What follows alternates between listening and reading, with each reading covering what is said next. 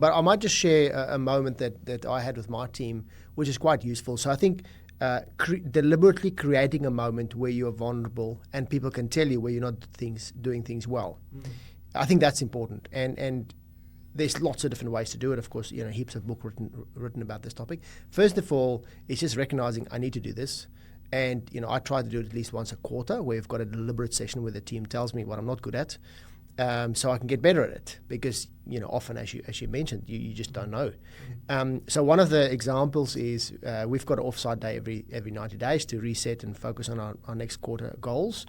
And one part of that is we talk to the team about the values, and the team score me against how I'm tracking against the values. We've got quite a simple process. We call it the bar. So it's imagine a high jump bar you have to get across. And it's whether you always display the value or mostly it's a plus.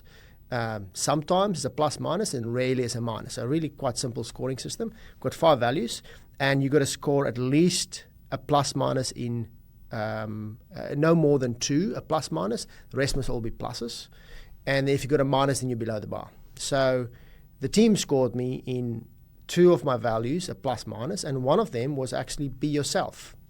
So it's very interesting. So I didn't expect that. And I said to them, okay, well, so why did you guys call me a plus minus and be yourself? That's quite a vulnerable moment. Imagine you've got now your 5 or 6 execs around you and everyone writes down on their little notes where you're not good at something and then tell you about the value. And I was part of the team who created the value, so very passionate about the values. And it was just that moment that, they are expecting a vulnerable leader, not a perfect leader.